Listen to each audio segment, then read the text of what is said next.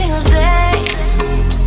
I'm gonna make something great. Hi friends, welcome to Sheila's 5 Stars Kitchen. இன்னைக்கு நம்ம கிச்சன்ல என்ன பார்க்க போறோம்னா எறா பிரியாணி பார்க்கறோம். இன்னைக்கு வந்து நியூ இயர்னால நியூ இயர் ஸ்பெஷல் எறா பிரியாணி. இன்னைக்கு இது ரொம்ப நல்லா இருக்கும். ரெஸ்டாரன்ட் ஸ்டைல்ல பண்ணியிருக்கேன். இதை மாதிரி ட்ரை பண்ணி பார்த்தீங்கன்னா உங்களுக்கு ரொம்ப டேஸ்டாகவும் இருக்கும். நல்ல பாஸ்மதி ரைஸு, முந்திரி பருப்பு எல்லாம் போட்டு கேப்சிகம்லாம் போட்டு செய்யறதால இது ரொம்ப டேஸ்டாகவும் இருக்கும். இது எப்படி செய்யலாம்னு வாங்க பார்க்கலாம். அதுக்கு முன்னாடி நம்ம சேனலை சப்ஸ்கிரைப் பண்ணி வச்சுக்கோங்க. கூடவே இருக்கிற பெல் ஐக்கானே ப்ரெஸ் பண்ணி வச்சுக்கோங்க. Thank you friends.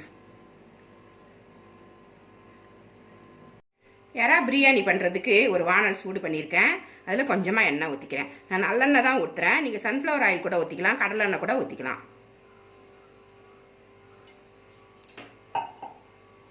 நெய்யும் 2 ஸ்பூன் போட்டுக்கிறேன். நான்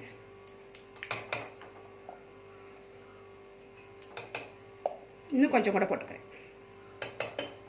நம்மளுக்கு எவ்வளோ தேவையோ நெய் போட்டுக்கலாம். நெய் போட போட நம்மளுக்கு வாசனையாக தான் இருக்கும். தாளிக்கிறதுக்குன்னு பார்த்தீங்கன்னா ஒரு 1/2 ஸ்பூன் சோம்பு எடுத்து வச்சுருக்கேன்.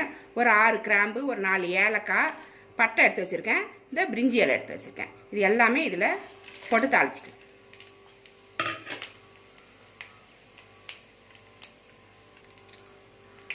எல்லாமே பொரிஞ்சிருச்சு. ஒரு 3 பெரிய வெங்காயம் நீள நீளமாக கட் பண்ணி வச்சுருக்கேன். 3 தக்காளி கட் பண்ணி வச்சுருக்கேன். 1/2 kilo rice, 1/2 kilo biryani rice எடுத்து ஊற வச்சுருக்கேன். நான்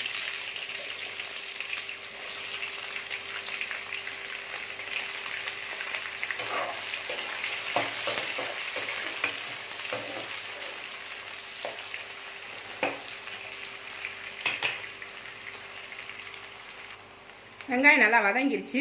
தக்காளியை சேர்த்துடலாம்.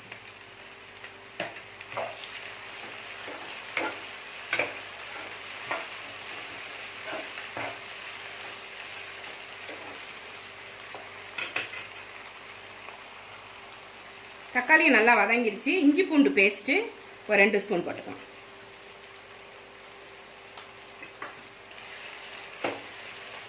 2 குடமிளகா கொஞ்சம் பெரிய சைஸாக கட் பண்ணி வச்சுருக்கேன். இதையும் இது கூட சேர்த்துடலாம்.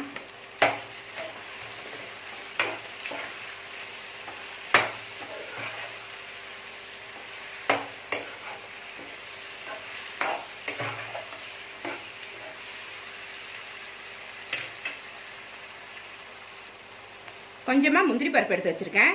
இதையும் இதில் சேர்த்துக்கலாம்.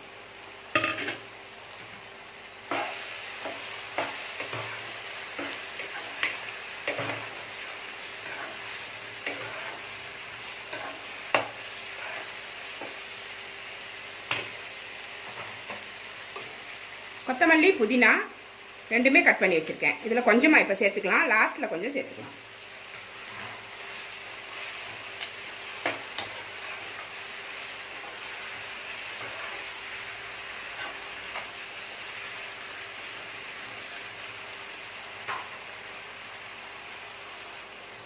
எறா பிரியாணி செய்கிறதுக்கு 1/2 கிலோ இறால் எடுத்து வச்சுருக்கேன். 1/2 கிலோ பாஸ்மதி ரைஸ் ஊற வச்சுருக்கேன். 1/2 கிலோ ரைஸுக்கு 1/2 கிலோ எறா உரிச்சதுக்கப்புறம் இது 1/2 கிலோ. 1 கிலோ கிட்ட வாங்கினேன். அது ஆஞ்சி எடுக்கும்போது நம்மளுக்கு வந்து ஒரு 1/2 கிலோ கிட்டக்கு தான் கிடச்சிச்சு. அதனால் 1/2 கிலோ ரைஸுக்கு 1/2 கிலோ எறா தான் நம்மளுக்கு சரியாக இருக்கும். இல்லைனாக்கா வெறுமனே சாதம் மட்டும் இருக்கும். அப்புறம் இறால் வந்து 1/2 கிலோ இறால் இதில் சேர்த்துருக்கேன். நான்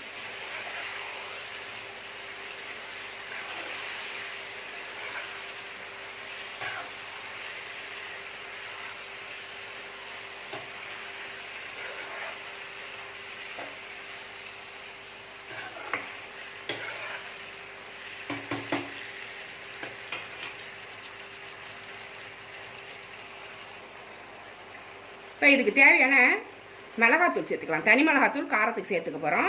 இதுக்கு எவ்வளோ தேவையோ நம்ம சேர்த்துக்கலாம். நான் ஒரு 3 ஸ்பூன் சேர்த்துக்கிறேன். நான் பத்தலைன்னா நம்ம சேர்த்துக்கலாம். இப்போ டேஸ்ட் பண்ணி பார்த்துடணும். எல்லாத்தையுமே சேர்த்து கலந்துட்டு டேஸ்ட் பண்ணி பார்த்துடணும். 3 ஸ்பூன் மிளகாத்தூளுக்கு 3 ஸ்பூன் மல்லித்தூள்.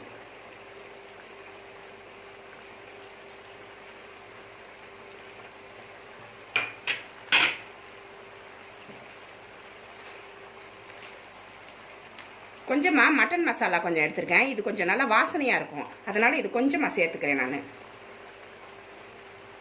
உங்களுக்கு வந்து கறி மசாலா பொடி இருந்தால் கூட சேர்த்துக்குவாங்க. என்கிட்ட மட்டன் மசாலா இருந்ததால் நான் இது கொஞ்சமாக சேர்த்துக்கிறேன். உப்பு தேவையான அளவு 1 ஸ்பூன் 2 3 போட்டுக்கிறேன் நான். ஏன்னா ரைஸுக்கும் சேர்த்தே இதில் நான் வந்து உப்பு கலந்துட்டேன். இப்போ எல்லாத்தையுமே கலந்து விட்டு இந்த காரம்லாம் இந்த இறாவில் வந்து ஏறணும். அப்போ தான் நல்லாயிருக்கும். அது உப்பு காரம்லாம் இந்த இறாவில் வந்து அது இந்த உப்பு சாரம்லாம் ஏறினா தான் டேஸ்ட்டு சூப்பராக இருக்கும். அது முதல்ல தொக்கு மாதிரி மாறணும். அதுக்கப்புறமா தான் நம்ம பிரியாணியாக ரெடி பண்ணணும்.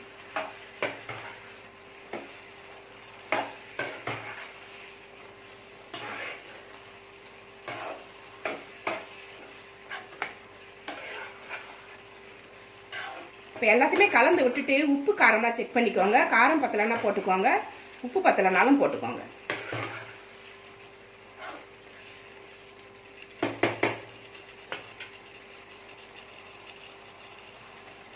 மிளகுத்தூள் ஒரு 1/2 ஸ்பூன் போட்டுக்கிறேன் நான். இது காரத்துக்கு தகுந்த மாதிரி எல்லாமே போட்டுக்கோங்க. நான் வந்து எவ்வளோ போடுறேன் அப்படின்றத பார்க்காம உங்களுக்கு எவ்வளோ காரம் வேணும் அப்படிங்கிறத பார்த்து போட்டுக்கிட்டிங்கன்னா உங்களுக்கு நல்லாயிருக்கும். சில பேர் காரம் ரொம்ப சாப்பிட மாட்டாங்க, சில பேர் நல்லா காரமாக இருந்தால் தான் சாப்பிடுவாங்க. எங்கள் வீட்டுக்கு நான் தகுந்த மாதிரி நான் போட்டிருக்கேன். நீங்கள் வந்து கொஞ்சம் டேஸ்ட் பண்ணி பார்த்துட்டு காரம்லாம் போட்டுக்கோங்க.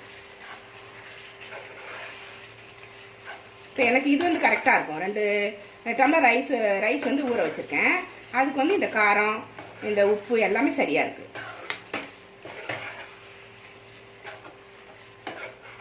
நல்லா இந்த மசாலாலாம் பச்சை வாசனை போகணும்.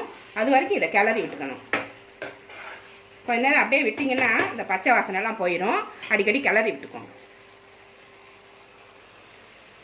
யாரா பிரியாணி செய்கிறதுக்கு அந்த தொக்கு வந்து ரெடி ஆயிடுச்சு பாருங்கள். நல்லா எண்ணெய்லாம் பிரிஞ்சு வந்துருச்சு.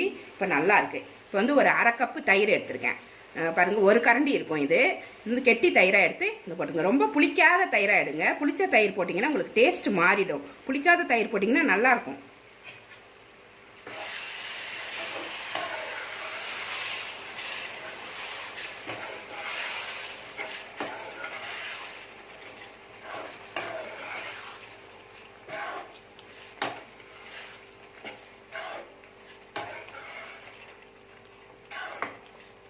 நல்லா இறாலாம் வெந்துருச்சு.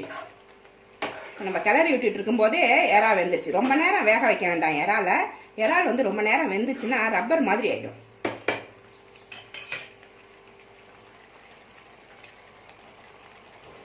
ரெண்டு டம்ளர் பாசுமதி ரைஸு கழுவிட்டு இப்போ நான் வந்து ஒரு 20 நிமிஷம் ஊற வச்சு எடுத்து வச்சுருக்கிறேன். இப்போ வந்து 2 டம்ளர் ரைஸுன்னா 1 டம்ளர் ரைஸுக்கு 1.5 டம்ளர் தண்ணி. இப்போ 2 டம்ளருக்கு 3 டம்ளர் தண்ணி ஊற்றணும்.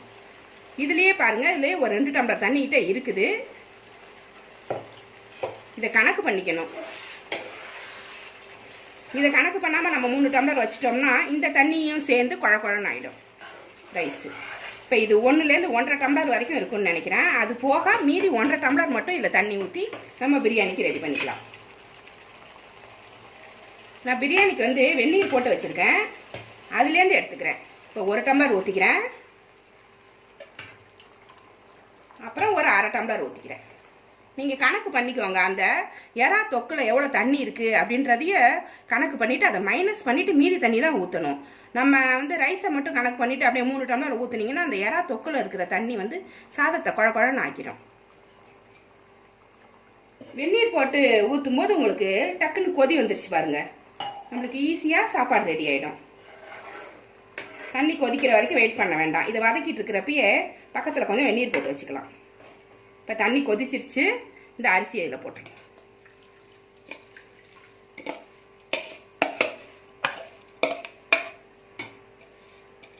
இந்த எறா பிரியாணி ரொம்ப டேஸ்ட்டாக இருக்கும்.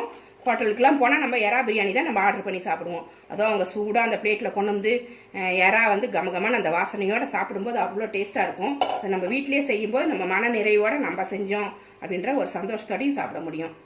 ஹோட்டலில் சாப்பிட்ற மாதிரி நம்ம அளவு பார்த்து சாப்பிடாம நம்மளுக்கு நல்லா சாப்பிட முடியும். ஹோட்டல் சாப்பாடு வந்து அவ்வளவா நம்ம நிறைய சாப்பிட முடியாது, திகட்டும். அதே வீட்டில் செய்யும்போது ரொம்ப நல்லாயிருக்கும்.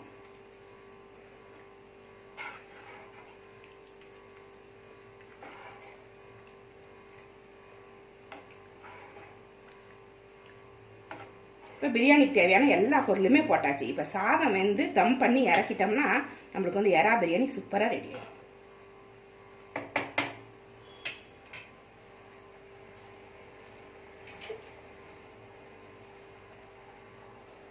இதை அப்படியே மூடி வச்சிருவோம். இது வெந்துகிட்டு இருக்கட்டும்.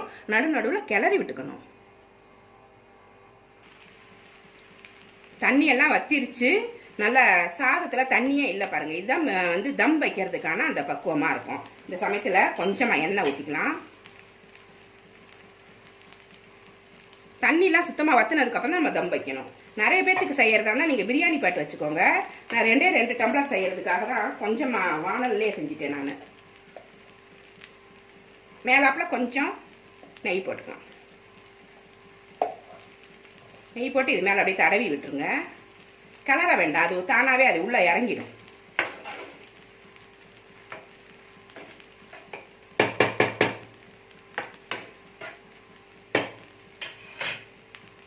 இதோட லிட்டை போட்டு மூடிட்டு சிம்மில் வச்சிடலாம். சிம்மில் வச்சுட்டு ஒரு 15லேருந்து 20 நிமிஷம் இருந்துச்சுனாக்கா இந்த ரைஸ் வந்து வெந்து போயிடும்.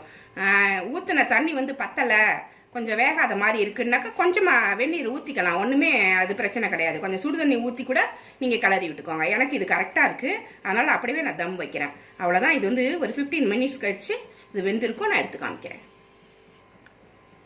15 நிமிஷம் ஆயிடுச்சு. தம்லேருந்து இதை எடுத்துடலாம். எடுத்துட்டு கொஞ்சமாக கொத்தமல்லி புதினா லாஸ்ட்டில் கொஞ்சம் சேர்த்திங்கன்னா ரொம்ப டேஸ்ட்டாக இருக்கும், வாசனையாக இருக்கும்.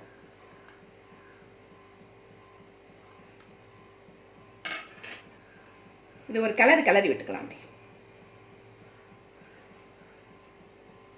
பாருங்க, உதிரா நல்லா டேஸ்டான எறா பிரியாணி நம்மளுக்கு ரெடி ஆயிடுச்சு. நிறைய செய்யணும்னா பெரிய பாட்டு வச்சு செஞ்சுக்கோங்க. கொஞ்சமாக 2லேருந்து 3 பேர் வரைக்கும் இந்த பேன்லேயே செஞ்சுக்கலாம். அதை ஃப்ரை பேன்லேயே செஞ்சிடலாம். நம்மளுக்கு ஈஸியாக இருக்கும். இது ஒரு பிளேட்டில் எடுத்து வச்சு காமிக்கிறேன்.